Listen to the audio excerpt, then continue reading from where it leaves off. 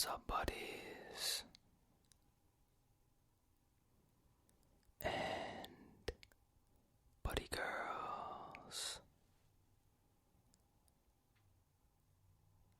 Welcome back to Facts Friday.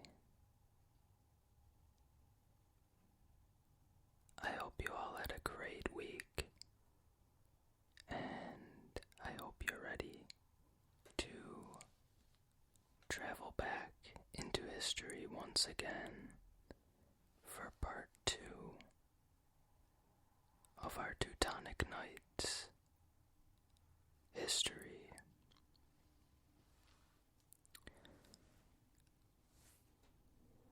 Get yourself nice and comfortable. I'll give you a couple seconds to get in a comfortable position, and then we'll get started.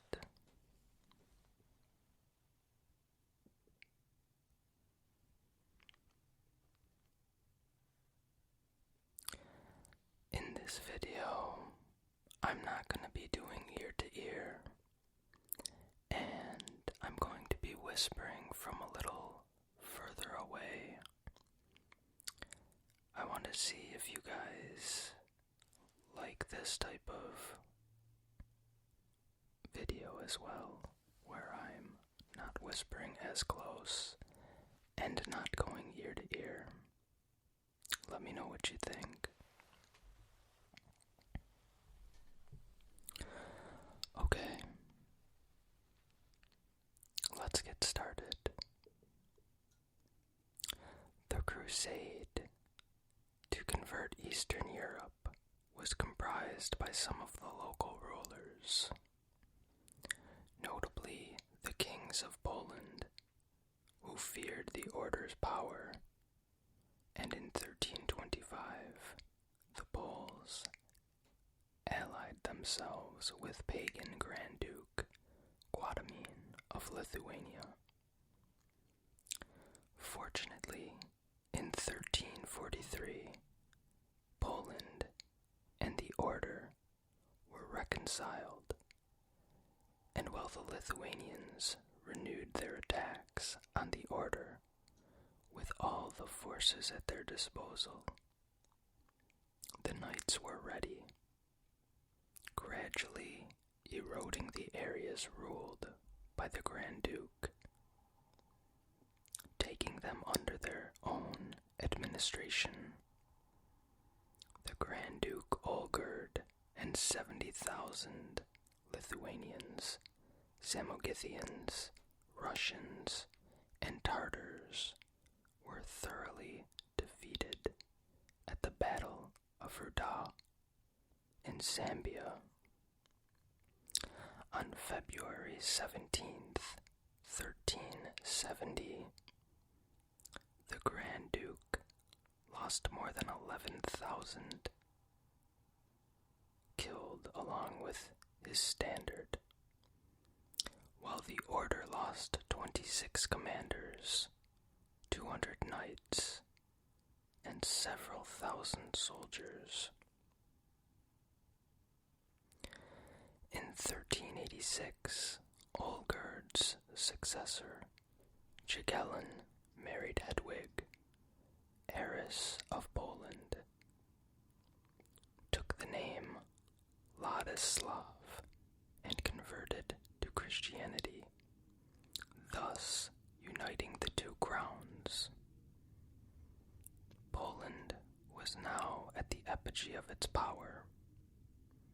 Christianity was firmly established across Eastern Europe, and the very existence of the Teutonic Knights was now threatened.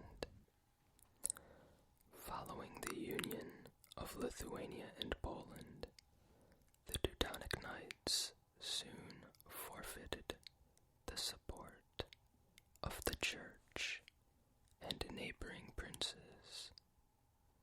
Conflicts with the Archbishop of Riga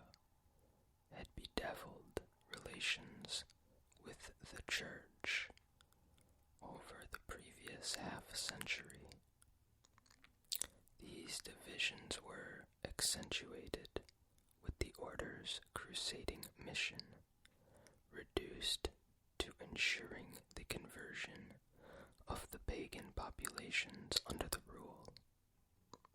The conversion of Lithuania's rulers gained the latter the support of the papacy, who ordered the knights to reach a settlement. Disputes between the knights and the new Polish-Lithuanian alliance increased. Nonetheless, and the knights even found themselves engaged in the war between two other Christian states, Denmark and Sweden. A temporary peace signed in the order's favor in 1404 led to the sale of Dobrzyń and Ziautor to the Polish king, but although the order's wealth had never been greater, it was brought down by its own success. The order now ruled a vast area with 2,140,000 inhabitants of Prussia alone, but was resented by much of the native population and feared by its neighbors. As the Polish state became more centralized, so the crown needed to enforce its rule along the borders with the Teutonic properties, while requiring easier access to the Baltic coast, as long as the order looked to Germany and the emperor for support. Conflict was inevitable. The Lithuanians and Poles were armed and prepared to renew the struggle, despite attempted interventions by the kings of Bohemia and Hungary. Jagiellon and Ladislav were able to amass a vast force of about 160,000 men. These included Russians, Samogitians, and Hungarian, Silesian, and Bohemian mercenaries, along with the forces of Duke Mecklenburg, and the Pomeranian dukes. Other than the Duke of Stettin, who sided with the order, the knights, on the other hand, with only 83,000 men, were outnumbered 2-1. Despite this handicap, the outcome of the engagement at what is known as the Battle of Tannenberg on July 15th, 1410, was by no means certain. Early in the conflict, the knights made great advances, destroying the right wing of the Lithuanian forces. But they were gradually beaten back when their courageous Grand Master Ulrich von Jungingen was killed in the center of the melee, dying from wounds inflicted in both the front and back of his chest. The fight was lost.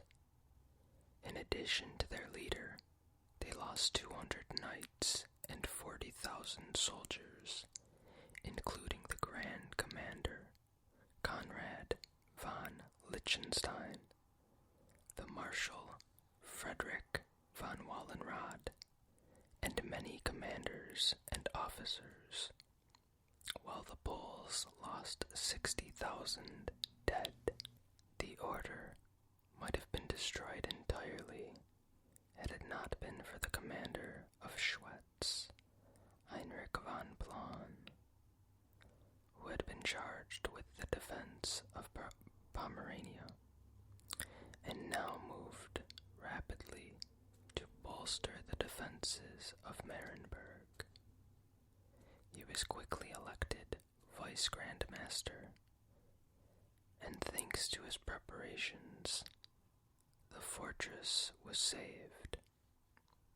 Plon was now elected Grand Master, and at the Isle of Tauron concluded a treaty with the King of Poland on February 1st, 1411. Ratified by papal bull. A year later, this returned all the territories captured by each side to the other, with the provision that Samogitia would be held by the King of Poland and his cousin Vytautas Witold, Grand Duke of Lithuania, now a Polish vassal, during their lifetimes when it would be returned to the Knights. It was also required that both sides would endeavor to convert their remaining pagan subjects to Christianity.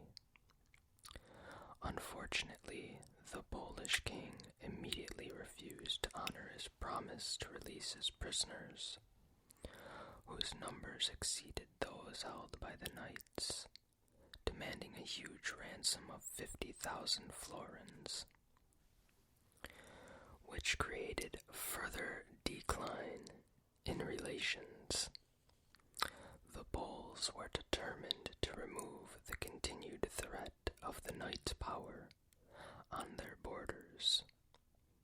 Numerous negotiations and agreements failed to produce a satisfactory compromise. While many smaller conflicts gradually diminished the Order's territories, the Order was assisted briefly by a split between members of the Polish royal house, over which of them should rule in Lithuania, but this was resolved after 4 years in 1434. Unfortunately, Ladislav III, who succeeded later that same year, acquired the Hungarian throne in 1440, becoming the dominant power in the region. Casimir IV, who had succeeded as king in 1444, placed one of his sons on the latter throne, while acquiring that of Bohemia for another. The great problem faced by the Polish crown, and which ultimately led to the emasculated monarchy of the 18th century, was how to balance royal authority over the great magnates with the extensive privileges that they had to be promised to ensure their loyalty. This inherent weakness was ably exploited by the Knights and delayed their eventual defeat. Meanwhile, the Prussians themselves rebelled against the authority of the Order, and in 1454, war broke out once again, a conflict that the Knights could not win without the support of their own subjects. Finally, by the Treaty of Tauron of October 19th, 1466, between the Order and Poland, the Knights agreed to surrender Kulm, their first Prussian possession, along with East Prussia, Michelau, Pomerania, including Danzig, and the Order's headquarters at the fortress of Marienburg, although they retained some 60 towns and fortresses. The Grand Master had to recognize the Polish king as his feudal overlord and do homage. Therefore, although the Emperor, nominal overlord of Prussia and superior of the Grand Master as a prince of the Empire, was not consulted. In return, the Grand Master was recognized as a prince and counselor of the Crown of Poland. The Grand Master acknowledged papal authority in spiritual matters, but by promising that no part of the treaty could be annulled by the Pope. He was in breach of canon law as the superior of a religious order, and therefore subject to the Holy See. The knight's power was now fatally compromised. The next four Grand Masters, 31st through 34th in succession, were unable to prevent further conflicts with Poland, although some territories lost earlier were recovered. In 1498, they chose as 35th Grand Master Prince Frederick of Saxony, third son of Albert the Brave, Duke of Saxony, whose older brother George had married a sister of the King of Poland. By selecting a member of one of Germany's greatest royal houses, they hoped to bolster their negotiating position, particularly over the vexed issue of whether they should accept the status of Polish vassal state. When summoned to make homage, the new Grand Master petitioned the Imperial Diet, which informed the Polish king that he could not interfere in the Grand Master's free exercise of power in Prussia. Frederick's delay tactics were assisted by there being three Polish kings between his election in 1498 and death in 1510. The election of a prince from a great reigning family having been such a success, the knights determined on the same course again. This time their choice proved to be a disastrous mistake. On February 13th, 1511, they elected Markgraf Albrecht of Brandenburg, who accepted the post, made profession and professed his oath of fealty to the emperor. Like his predecessor, Albert refused to make homage to the Polish king, Sigismund, but was undermined by the Emperor Maximilian, who in a treaty with Sigismund of 1415 required the order to revert to the weaker territorial position of 1467. Albert still refused Sigismund's command to attend him, however, and instead signed an alliance of mutual protection with the Tsar Vasily of Russia. In return for handing over Neumark to Brandenburg for the sum of 40,000 florins, Albert was also able to secure the support of the Elector Joachim by the Treaty of Toron of April 7th, 1521. He agreed that the question of homage would be submitted to arbitration, but the disruption caused by Luther's defiance was already wreaking havoc with the consciences and loyalties of princes and peoples across northern Europe, and the promised meeting never took place. Martin Luther's challenge to the established ecclesiastical order led to further losses of military and political power. Luther wrote to the knights on March 28, 1523, inviting them to break their vows and take wives.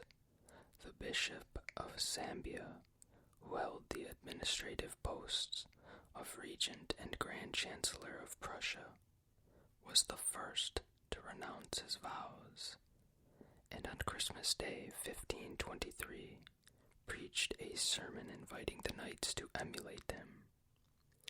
The following Easter he celebrated the new rite and made a violent attack on the church in which he had been ordained and consecrated. The Grand Master at first stood aside, but by July 1524 had decided to abandon his vows, marry and convert Prussia to a secular principality under his own rule. Following the Treaty of Krakow of 1525, Albert formally converted to Lutheranism and swore fealty to the King of Poland, who invested him as Duke of Prussia with the right of direct or collateral hereditary transmission.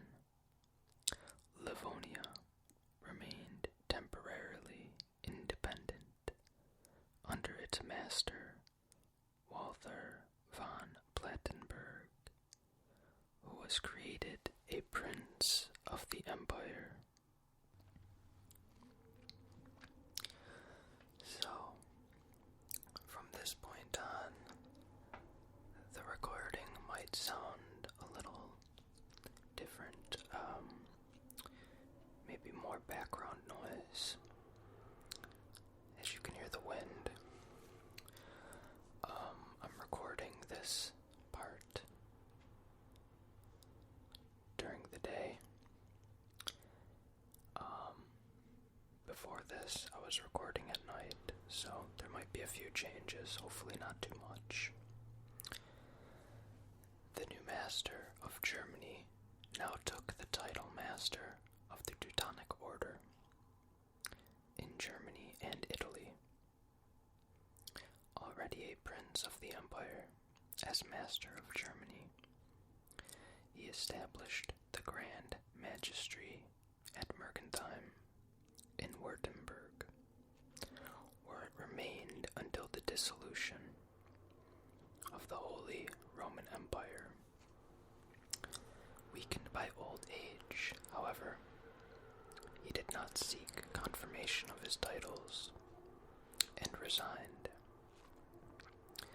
leading to the election of Walther von Kronberg on December 16th, 1526, and the unification of the headship of the order with the Magistry of Germany. The latter was now confirmed by the emperor, but with the title for him and his successors of Master of the Teutonic Order in Germany and in Italy, pro-administrators of the Grand Magistry,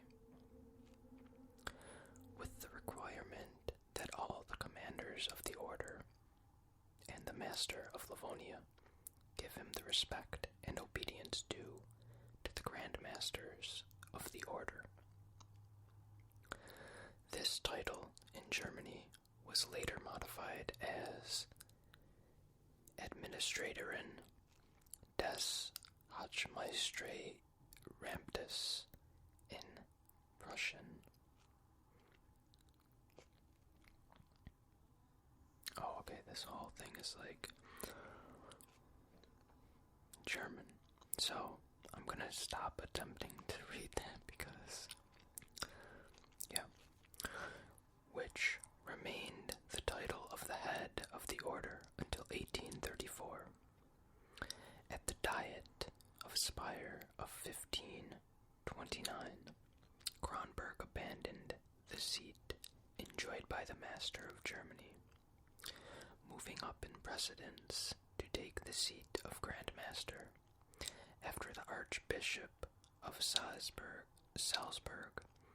and before the Bishop of Bamberg. On July 26th, 1530, Kronberg Brandenburg was formally invested with the sovereignty of Prussia by the emperor in a solemn ceremony intended to directly challenge Hohenzollern power. Unfortunately, it had little actual effect. The order still continued to recruit priests and nuns who dedicated themselves to hospitaller and humanitarian services. But the religious members were effectively separated from the lay and professed knights by the dropping of the requirement that the latter should live in a convent of the order. The order did not lose all its Protestant members or possessions, however, and where the principality in which the order and properties changed confession, the knights generally followed. In Livonia, although Master von Plettenberg remained loyal to the Catholic Church, he was unable to resist granting toleration to the Reformed churches in 1525. Thus, the order became a tri-confessional institution with the Grand Magistracy and principal offices held by Catholic nobles. The Lutheran and Calvinist knights were given equal rights by the Treaty of Westphalia of 1648, with a seat and vote in the Chapter General. Only the Protestantized Bailiwick of Utrecht declared its total independence in 1637, giving allegiance to the United Provinces. A proposal in 1545 to unite the Teutonic Knights with the Knights of St. John came to nothing. Meanwhile, the order's principal diplomatic efforts were concentrated on recovering their Prussian territories, a project in which they were to be continually disappointed. Livonia continued under the rule of the Knights, but their rule was tenuous, surrounded as they were by Russians and Poles. In 1558, Gotthard Kettler was elected coadjutor master, succeeding as master in 1559. On the resignation of Master von Furstenberg, once again the order was unwittingly made a poor choice. Unwittingly made a poor choice. While Kettler was a capable soldier, in 1560 he secretly embraced the Lutheran faith. The following year, after secret negotiations, he was invested by the Polish king in a treaty of November 28th, 1561, as Duke of Courland and Semigala. For himself and his heirs and successors, the state included all the territories formerly controlled by the knights between the Dwina, the sea, Samogitia, and Lithuania, and ended the order's presence in northeastern Europe. On March 5th, 1562, Kettler sent an envoy to the king to deliver him the insignia of his dignity of Master of Livonia, including the cross and great seal, purporting to grant the king the titles and privileges of the Teutonic Knights, the keys of Riga, and even his knight's mantle as symbols of his abandoning the order.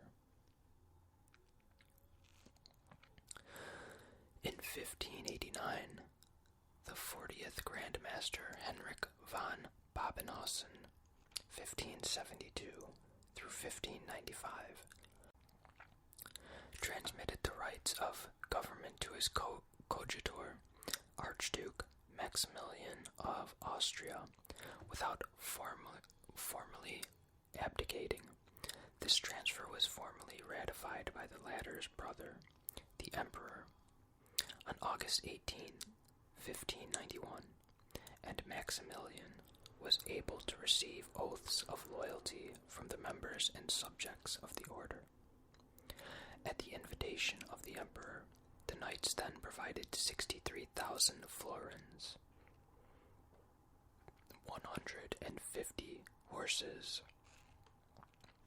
and 100 foot soldiers, along with knights from every bailiwick of the order, to fight the Turks, then rampaging across southeastern Europe. This was, of course, a fraction of what they might have contributed in the past, but the territorial losses of the previous century had seriously impoverished them, substantially reducing the numbers of professed knights and priests. The order was now firmly allied with the House of Habsburg, and Maximilian was succeeded in 1619 by the Archduke Karl. Of the remaining years before the fall of the empire, there were 11 Grand Masters, of whom 4 were archdukes, 3 princes of the House of Bavaria, and 1 prince of Lorraine, brother of Emperor Francis I. Thus, while the order's military power was a mere shadow of its earlier strength, the prominence and standing of its Grand Masters, and indeed of many of the highest officers, was more elevated.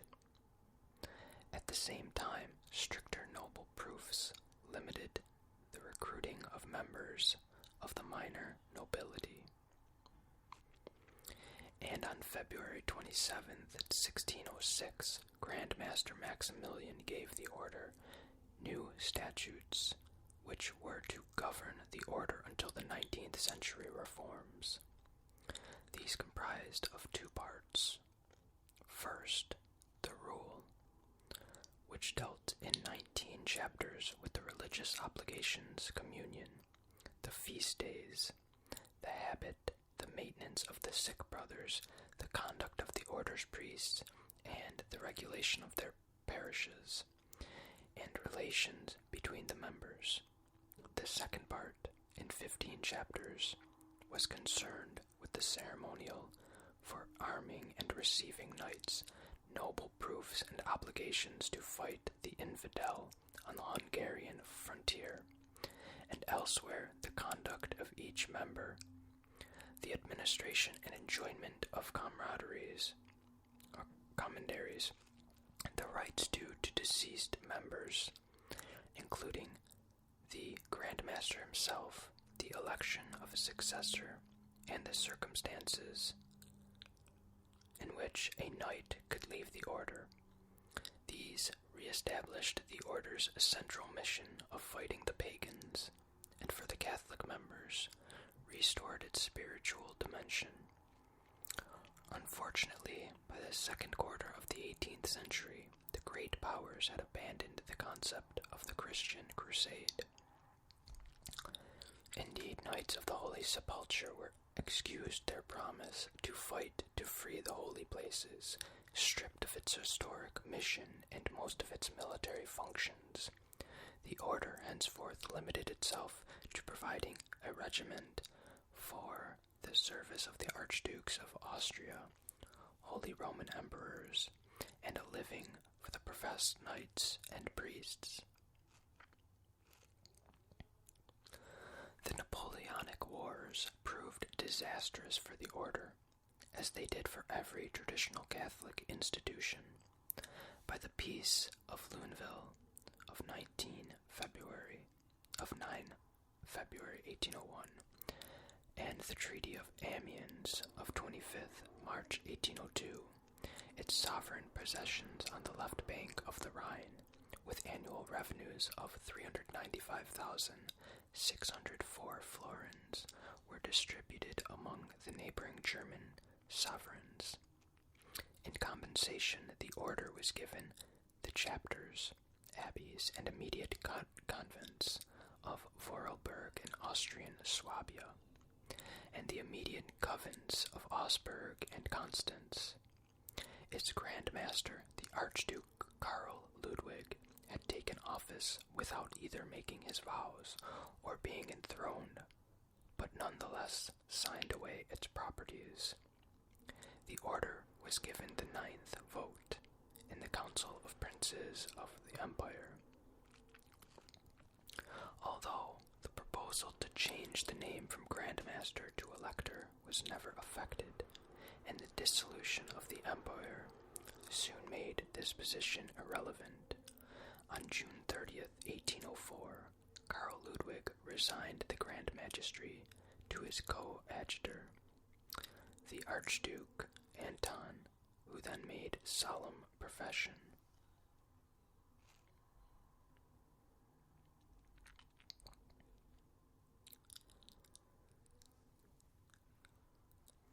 By Article 12 of the Treaty of Pressburg of December 26, 1805, between Austria and France, the possessions of the Grand Mastery and Mergentheim, and all those given in exchange earlier, were attached to what was to be an hereditary Grand Mastership, invested in the male line of the Imperial House of Austria. The new Grand Master, the Archduke Anton, was the son of the Emperor Leopold II and brother of Francis I of Austria, and had already been elected Prince Bishop of Munster and Archbishop of Cologne. On 17 February 1806, the Emperor Francis I acknowledged his brother Anton as Grand Master of the Teutonic Order, confirming the provisions of the Treaty of Pressburg until such time as it would become a hereditary dignity. At the same time, he also imposed some limitations on the scope of the treaty, to the detriment of the order. The sovereign status recognized in the Treaty of Pressburg was now to be attributed to whichever prince of the House of Austria would in future hold the title of Grand Master. But this would be a limited sovereignty subordinated to the headship of the Imperial House of Austria. The existing members were confirmed in their position. Those received as novices were to be permitted to proceed to profession, and candidates for the novitiate could continue their progress, but in a notable modification of the Grand Master's rights. Future candidates for the novitiate could not be received without imperial assent. No attempt was made to consult the Holy See, and this act was in contravention of canon law. Meanwhile, the formation of the Confederation of the Rhine on July 12, 1806, cost the order possession of several more commanderies, granted variously to the kings of Bavaria and Württemberg and the Grand Duke of Baden. By decree of Napoleon, on April 24, 1809, the order was suppressed. In the territories of the Confederation, those knights who were not engaged in the armies opposing the French were required to be compensated by their new rulers, and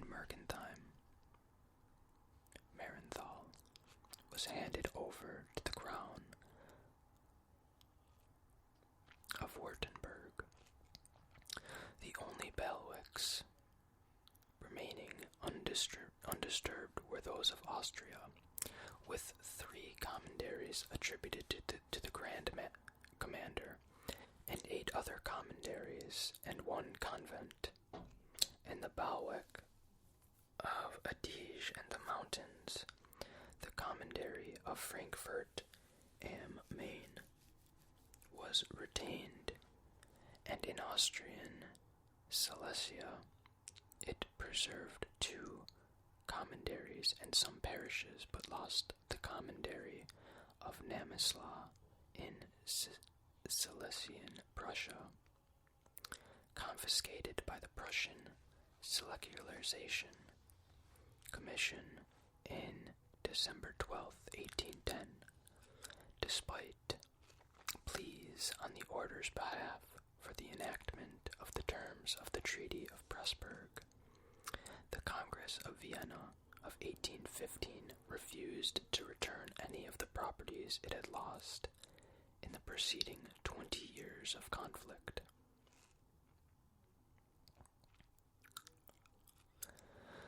The decision on how to treat the order was postponed until February 20th, 1826, when the Emperor Francis asked Metternich to determine whether the Teutonic Order should have its autonomy restored within the Austrian states. There were now only 4 professed knights in addition to the Grand Master. The order urgently needed regeneration, or it would disappear. By a decree of March 8, 1834, the Emperor returned to the Teutonic Knights all the rights they had enjoyed by the Treaty of Pressburg, abrogating the limitation on those rights imposed by the decree of February 17, 1806. The order was now declared to be an autonomous religious and military institute under the protection of the Emperor, with an Archduke as Hakond Deutschmeister, and the status of immediate fief of the Empire, while the Grand Master, the Archduke Anton, was to be treated as a reigning sovereign in all the Austrian states. His successors were required to request an investiture from the Sovereign of Austria, and would be considered ecclesiastical vassal princes, ranking before all secular and ecclesiastical princes. The Emperor would become a suzerain and protector of the order. The order had one class of knight who had to prove 16 quarterings of exclusively German and Austrian nobility, subsequently relaxed to 4 quarterings for 200 years, and be practicing Roman Catholics. This class was divided into Grand Commanders, suppressed by a reform of 24 April 1872, Grand Capitularies, Commanders, and Knights.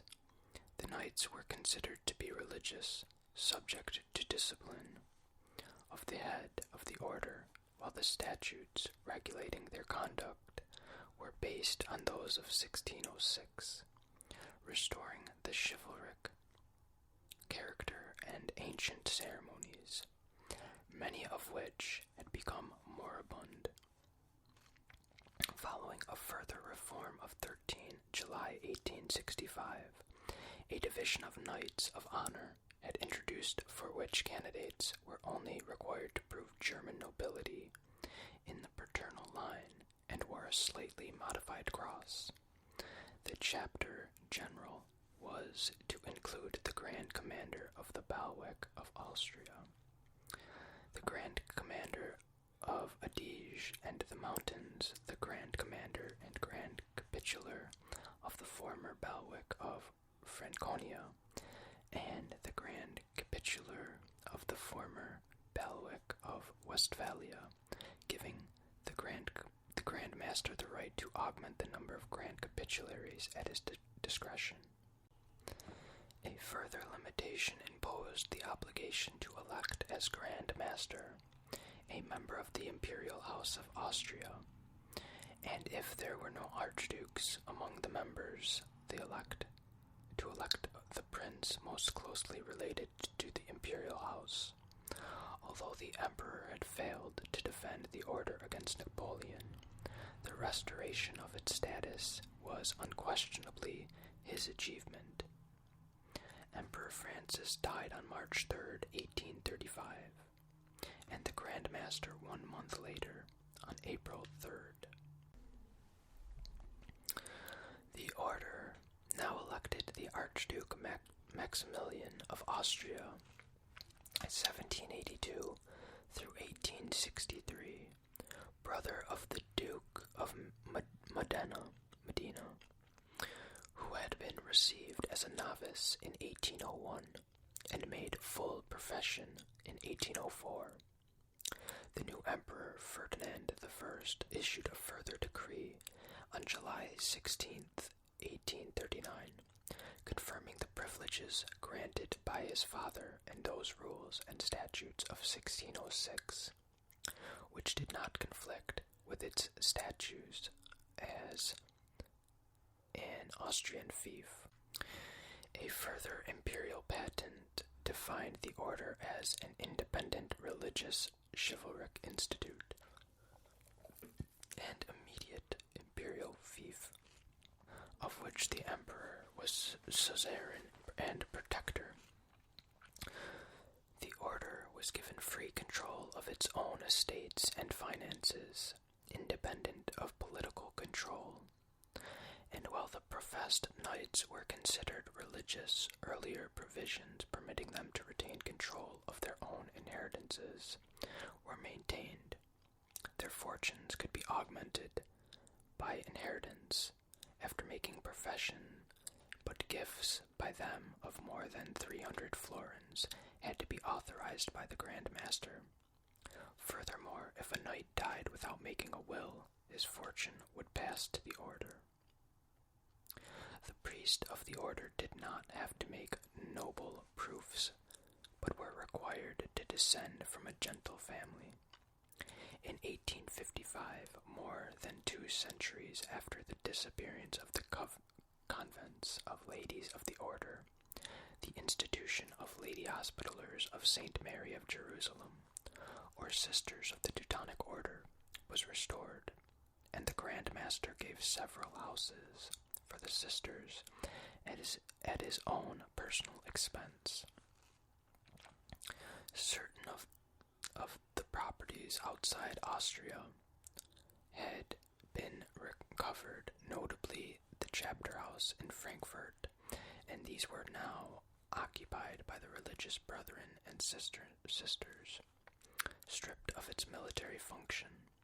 Although the knights were entitled to wear a military uniform, the order was now dedicated to a religious, humanitarian, and philanthropic mission in a spirit of brotherly consciousness, and provided ambulance and hospital services in the wars of 1850 through 1851 and 1859 with Italy, 1864 and 1866 with Prussia, and 1914 through 18.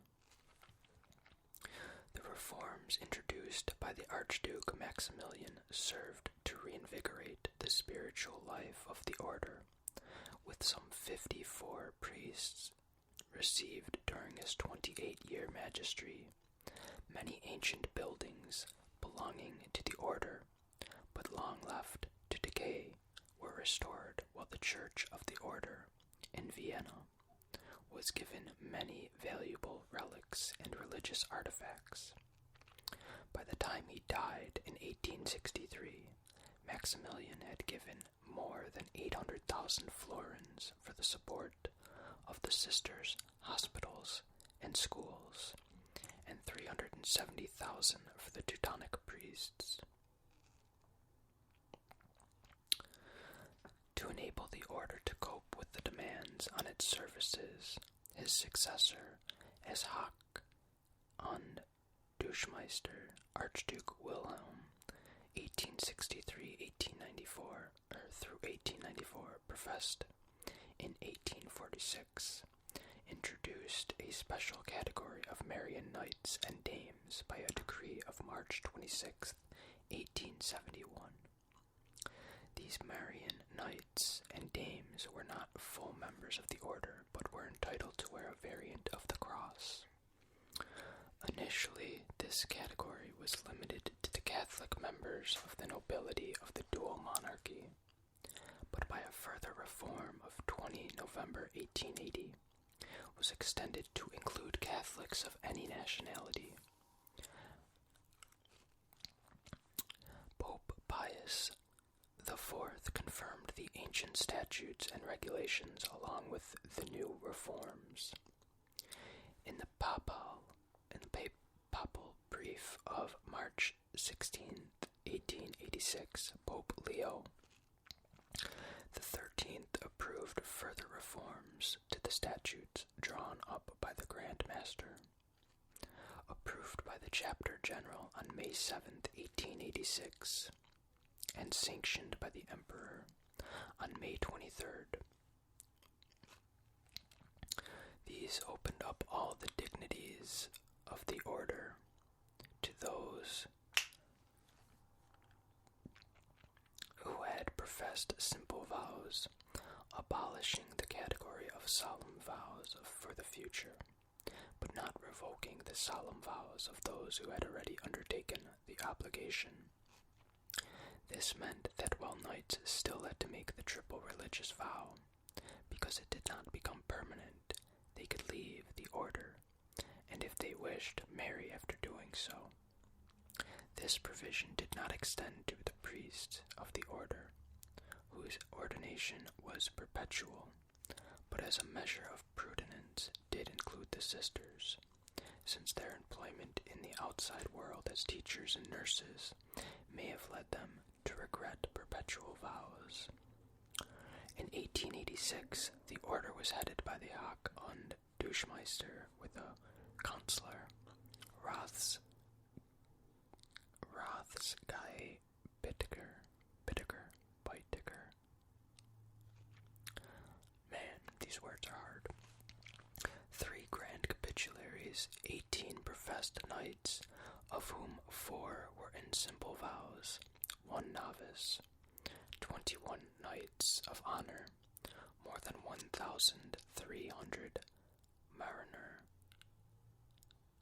72 priests, the majority of whom were in solemn vows, and 216 sisters.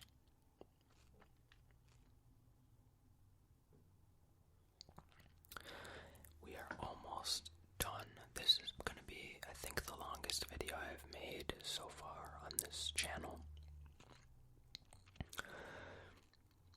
During the last 2/3 of the 19th century and the first 2 decades of the 20th, the order played an active role in Austrian life, particularly in Austrian Silesia and the Tyrol, with schools and hospitals under its care, serving the local population, and an important hospitaller role in warfare. The order earned its privileged position within the dual monarchy. The First World War, in which the order notably distinguished itself, led in the fall of the monarchy and the abolition of the use of titles of nobility in Austria. Hostility to the Habsburgs on the part of the new republican regimes in Austria, Hungary, and Czechoslovakia to anything that recalled Habsburg power was a major obstacle to the Teutonic order. The threat of Bolshevism and rising anti-Catholicism, coupled with moves to destroy every noble institution and anything that could be accused of being anti-democratic, threatened the very existence of the order. The continuation of the order in its old structure was no longer possible, as the properties of the order, perceived as dynastic estates of the imperial house, were threatened with a confiscation by vengeful republican successor states keen to strike down every remaining association with the Habsburg dynasty. The order was independent under canon law, as an autonomous religious institution. It could not be regarded as part of the Habsburg patrimony. Nonetheless, the last Habsburg Grand Master, the Archduke Eugene, who became Hochmeister of the Teutonic Order in 1894, who died in 1954, was now forced into exile, along with all the members of the Habsburg dynasty, and volunteered his resignation to the Pope, Pius XI, in 1923. When certain allegations were made that the property of the order belonged to the Imperial House of Habsburg. Before this became final, he convoked a chapter general in Vienna to select a new chief, and, at his suggestion, Monsignor Norbert Klein, a priest of the order and former bishop of Brno, was elected coadjutor. The Austria government and representatives of the order were now able to enter into negotiations, and fortunately the view that it was above all a religious institution prevailed. Even though some elements in the church were still hostile, the Holy See now charged Hilarion Felder to examine the complaints against the order from within the church. The argument that as the order had originally been subject to the Hospitallers, its properties should be restored to the Order of Malta was rejected, and the investigation found in favor of the Teutonic Order, requiring that it should draw up a new rule, now constituted as the Fratres Domus Hospitalis Sanctae Mariae Teutonicorum in Jerusalem. It received papal sanction of the new rule on November 27, 1929. The new rule reconstituted it as a purely religious order of priests and nuns, headed by the Hoc und Durchmeisterin, always a priest who enjoy the style and precedence of an abbot with the right to the Philocus, the violet skull cap. Wow, I know I mispronounced so many of this, so I'm sorry to those native speakers. The Teutonic Order of St. Mary's Hospital in Jerusalem. German order was formally revived back into a chivalric order of knighthood, thus making a separate chivalric arm of the Teutonic Order from the present clerical papal arm of the order in Rome, by His Imperial and Royal Highness Prince Karl Frederick of Germany, on Christmas Day in the year of our Lord 2001, by imperial decree. His Imperial Highness assumed the Grand Mastership of the Imperial Teutonic Order on the first day of January 2002, thus becoming the 60th chivalric Hoc und Durchmeister of Teutonic Order of St. Mary's Hospital in Jerusalem. And that is it for this video. I hope you guys enjoyed this. It was super long. Anyways, I hope you have a great weekend, and I will see you soon.